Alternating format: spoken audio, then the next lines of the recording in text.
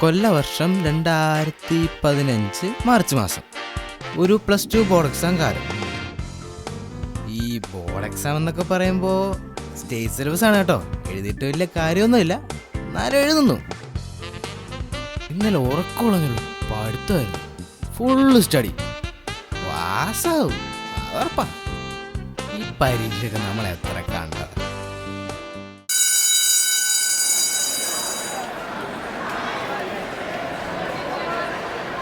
ജോസഫേ, exam എങ്ങനെ ഉണ്ടായിരുന്നു?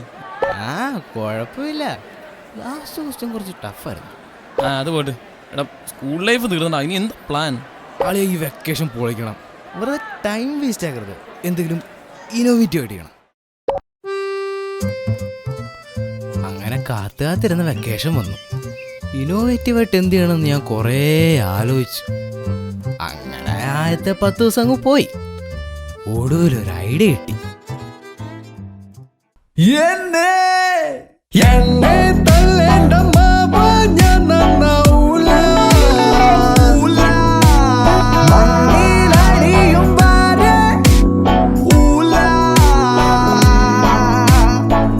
അങ്ങനെ വളരെ ഇന്നോവേറ്റീവായിട്ട് ഞാൻ ഓരോ ദിവസവും തള്ളി നീക്കി.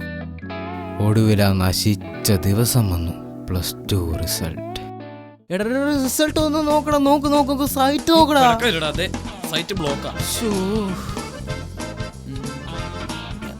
ഇവന്മാരിതുവരെ ഇത് ശരിയാക്കിയില്ലേ? അയ്യോ, നോക്കിയേ. വന്നാ എത്ര എണ്ണം പോടാ? 2 എണ്ണം പോയടാ. 2 എണ്ണോ? അയ്യോ. Kohli clean bowled. കോഹ്ലിയാ? ദാ ഇപ്പൊ ഔട്ടായി. മിഡിൽ സ്റ്റംപിടാ. ദേ, നീ ചുമ്മാ കളിക്കല്ലേ. റിസൾട്ട് വരുന്ന നേരത്താണോ നിന്റെ കോഹ്ലി കോപ്പൊക്കെ എടുത്തു മാറാ? ഒന്ന് തഞ്ചപ്പെടേ, ലോഡ് ആവട്ടെ. ചുമ്മാ അളിയാ, എനിക്ക് വയ്യ, എനിക്കിത് കാണാൻ വയ്യ. എനിക്ക് വയ്യടാ. നീ നോക്കിട്ട് പറ പാസ്സായിരുന്നു. നീ വെയിറ്റ് ചെയ്യ്, നോക്കട്ടെ. റോൾ നമ്പർ നോക്കട്ടെ ആദ്യം. നോക്കിയോ, തോറ്റെന്ന് മാത്രം പറയല്ലേ. അളിയാ, കിട്ടിയടാ. നിനക്ക് 3 C+. 3 Cയോ? തോറ്റു. വീട്ടറുപത്ത് ഞാനിനി എങ്ങനെ നോക്കൂ? എടാ മണ്ട, C+ കിട്ടിന്ന് പറഞ്ഞാൽ ജയിച്ചെന്നാടാ. നീ തമാശ കളിക്കല്ലേ? തോറ്റന്റെ വിഷമം തോറ്റവനെ മാത്രമേ അറിയത്തുള്ളൂ. എന്റെ പൊന്നളിയാ, നീ ജയിച്ചടേ. ദേ നോക്ക്, എലിജിബിൾ ഫോർ ഹൈഗർ സ്റ്റഡീസ്. കണ്ടാ? ശരിക്കും ജയിച്ചാ? അങ്ങനെ ഞങ്ങൾ എടുത്തു ഒരു വിജയ സെൽഫി. കേശു, വാ.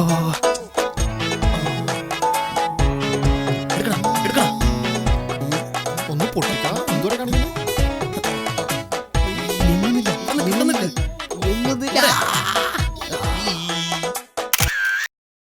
Change picture, change size. Okay, കൊള്ളാം. സ്റ്റാറ്റസ് മാറ്റിയേക്കാം, എല്ലാവരും ഒന്ന് അറിയട്ടെ. ചേഞ്ച് സ്റ്റാറ്റസ്, വിജയ സെൽഫി. ഓക്കെ. ടൈപ്പിങ്ങാ? വൃത്തിയായിട്ടാണ് റിസൾട്ട് ചോദിക്കാനായിരിക്കും. ചോദിച്ച് 50 അല്ല വേണ്ട 60% മതി. അത് മതി. 2 സ്മൈലി അയച്ചേക്കാം. അല്ല വേണ്ട, ഇവനെ പറഞ്ഞൊക്കെ ധാരാളം. അങ്ങോട്ട് വന്നിട്ട് പൊള്ളല്ലേ ഇങ്ങോട്ട് വരുന്നു. ഇനിയിപ്പം ഞാൻ ചോദിക്കണമായിരിക്കും എത്ര ഉണ്ടെന്ന്. നിനക്ക് എത്ര ഉണ്ട്? ഇവരൊന്നും വേറെ പണിയില്ലേ, ചുമ്മാ. എനിക്ക് മാത്സിന് മാർക്ക് പോരാ. ഓഹോ,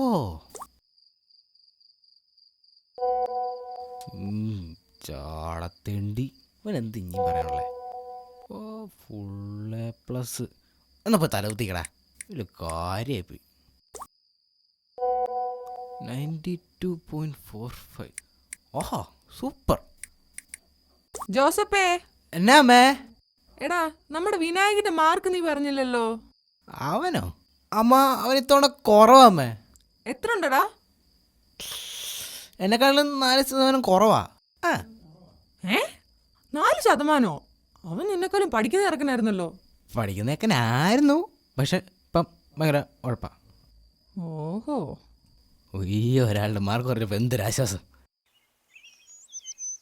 പിറ്റേന്ന് രാവിലെ മുതലാണ് പ്രശ്നങ്ങൾ തുടങ്ങിയത്. യോ, വേറെ ഇവിടെ ഉണ്ടായിരുന്നോ? ഇങ്ങനെ നൈസായിട്ട് പോയിട്ട് യോമേ പിടിച്ച്. എങ്ങോട്ടാ രാവിലെ? അതിപ്പം കളിക്കാൻ പോകാനായിരുന്നു. എന്താ സാറിൻ്റെ അടുത്ത പ്ലാൻ? ഇപ്പം ഗ്രൗണ്ടിൽ പോവാ.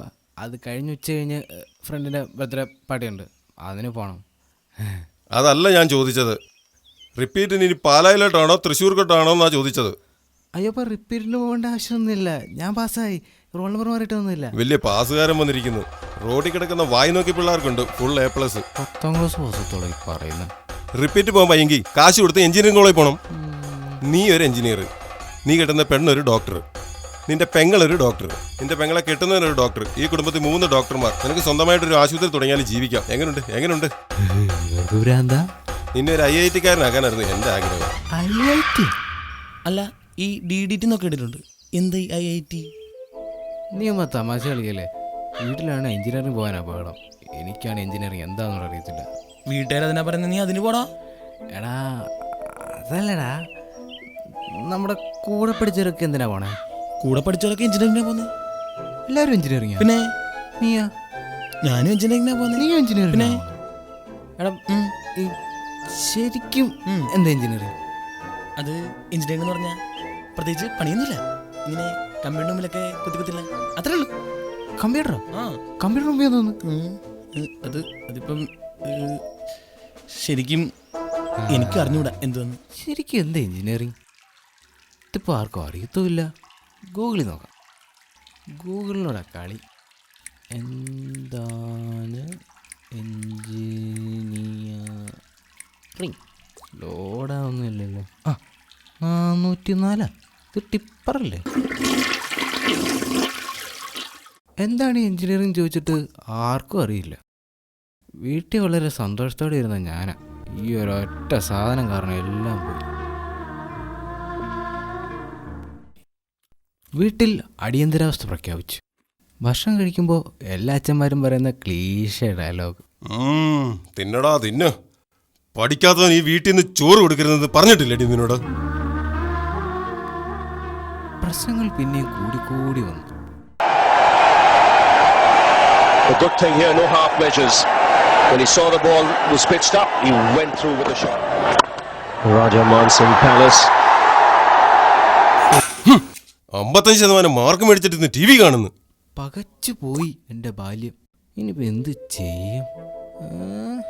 സിനിമയിലെങ്ങാനും അഭിനയിച്ചാലോ? ഹൈറ്റ് ഒരു പ്രശ്നമാവോ? അതിപ്പോൾ സൂര്യക്കാൻ വരക്കാനൊക്കെ പൊക്കോണ്ടായിട്ടാണോ? മുടി ഫാസ്റ്റിൽ മുടി ഉണ്ടായിട്ടാ. പക്ഷേ അവനെ ഒരു പ്രശ്നമാവും. Mechanical engineering repeat. ഇങ്ങനെ വീട്ടിരിക്കാൻ പറ്റുമെന്ന് തോന്നുന്നില്ല. നാട് വിട്ടാലോ? കുറച്ച് കാശുണ്ടാക്കണം. അംബാനിയെ പോലൊക്കെ കഴിഞ്ഞാൽ കലിപ്പായിരിക്കല്ലേ? അല്ലെ പെട്രോൾ പമ്പിലൊക്കെ നിന്നാണല്ലോ അംബാനി വല്ല പണക്കാരനായ. നാട് വിട്ടു പോകണം. കുറെ കാശൊക്കെ ഉണ്ടാക്കി തിരിച്ചു വരണം. എന്നാലേ വീട്ടുകാരുടെ മുമ്പിലൊരു വില ഉണ്ടാകത്തുള്ളൂ. കുഴപ്പമുണ്ടാവുമോ? അതിൽ നിന്ന് വിളിക്കാം.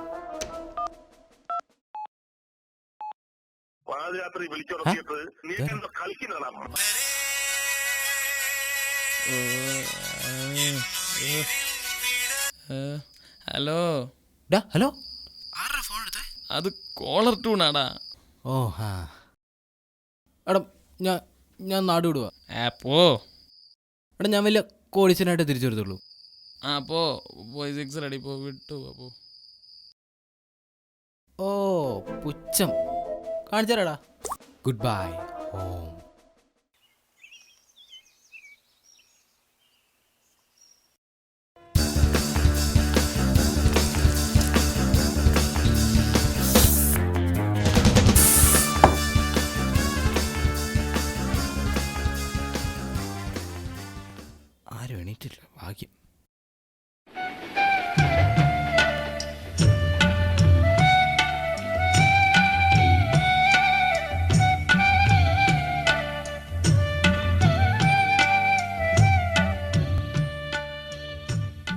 അച്ഛൻ്റെ കാലത്തൊട്ട് അനുഗ്രഹം വാങ്ങണം. ഓവർ.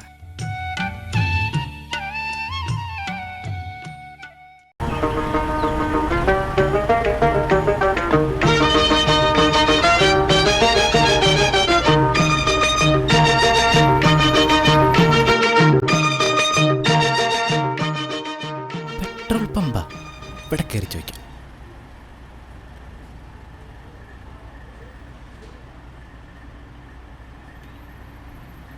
ചേട്ടാ, എന്താ? കുറച്ച് ദൂരേന്ന് വരിക, ഒരു ജോലി വേണമായിരുന്നു. നിന്നെ പോലെ ജോലിക്ക് വന്നാരാ നിൽക്കുന്നത്? ഹായ് വാ, ഇവിടെ സ്ഥലമുണ്ട്. ഓ, ഇവിടെയും കോമ്പറ്റീഷൻ ആണല്ലേ. അങ്ങനെ പെട്രോൾ പമ്പ് ഉദാഹവാ.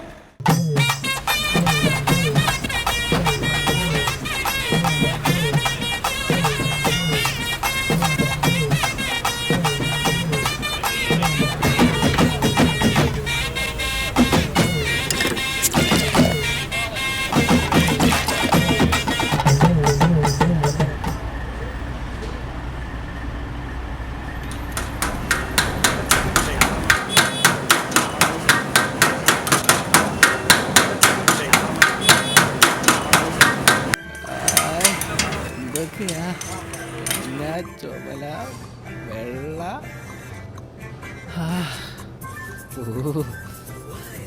ഇതെന്ത് സാധനം? ഇത് സുഖിനല്ലേ? എന്താ വാങ്ങ? മെനുക്കാട് 100, 100, 150.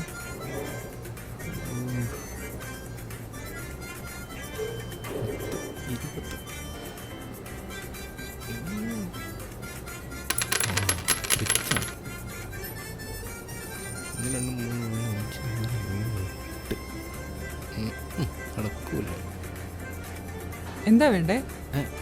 എന്ത് ചേച്ചി, ഒരു ജോലി? അയ്യോ, എന്റെ ബാഗ്. ജോലിയല്ലേ പറഞ്ഞ പോരാ, എന്നെ തള്ളി ഇറങ്ങി വിടണം. പോടാ ഇറങ്ങി പോടാ, അവൻ്റെ ഒരു ജോലി.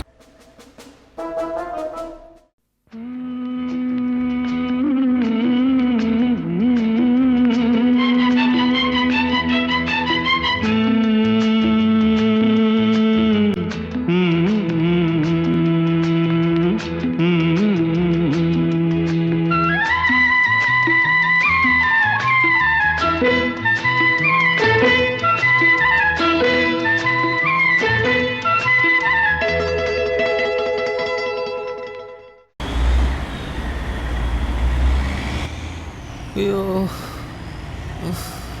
വീട്ടിലാണ് കൃത്യസമയത്ത് ഫുഡൊക്കെ കിട്ടിയാൽ ഒരാവശ്യമില്ലായിരുന്നു. ദൈവമേ. വീട്ടുകാരാണ് വിളിച്ചിട്ടില്ല, കസ്റ്റമർ കെയറിനാണ് 4 തവണ വിളിച്ചത്.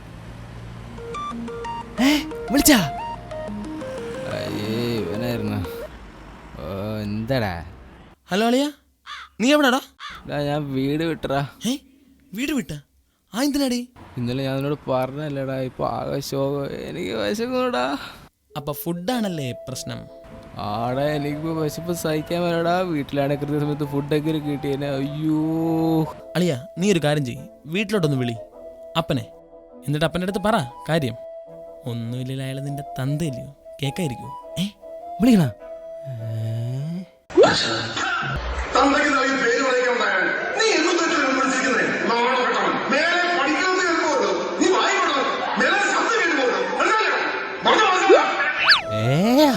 അത് വേണ്ട, വീട്ടിലേക്ക് വേണ്ട. അയ്യോ, അതെ, ഞാൻ നിന്റെ വീട്ടിൽ വന്ന് നിന്നാലോ? പിന്നെന്താടാ, അത് ചോദിക്കണോ? നീ വന്നില്ലടാ, പക്ഷെ ഒരു പ്രശ്നമുണ്ട്. ഒരു 5:30 ആവുമ്പോ പോണം. പറയടാ. എന്ത് ചെയ്യാനാ? ഇനിയിപ്പോ ഒറ്റ വഴിയെ ഞാൻ കാണുന്നു. അളിയ, നീ ചുമ്മാ വേണ്ടാത്തൊന്നും ചിന്തിക്കല്ലോ കേട്ടോ. ആത്മഹത്യ ഒന്നും ഒരു പരിഹാരമല്ലടാ. ഒന്നുമില്ലെങ്കിലും നിനക്കൊരു അംബാനി ആവണ്ടേ ഇല്ലയോ?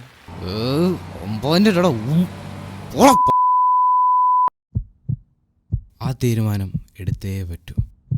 പലരും ഇത് കടന്നു പോയെന്ന് പറയും, പക്ഷേ എൻ്റെ മുന്നിൽ മറ്റു മാർഗങ്ങളില്ലായിരുന്നു. അങ്ങനെ എനിക്കും അത് ചെയ്യേണ്ടി വന്നു.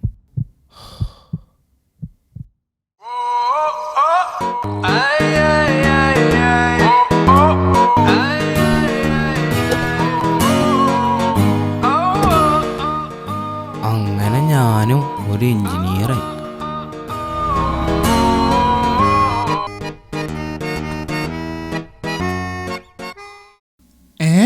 പടം തീർന്നോ? ഇല്ല, ടൈറ്റിലോടെ ഉണ്ട്. അപ്പൊ ഇത് പ്രേമല്ലേ? ഇത് പ്രേമൊന്നുമില്ല, പ്രേമന്റെ സെക്കൻഡ് പാർട്ടിലാണ്.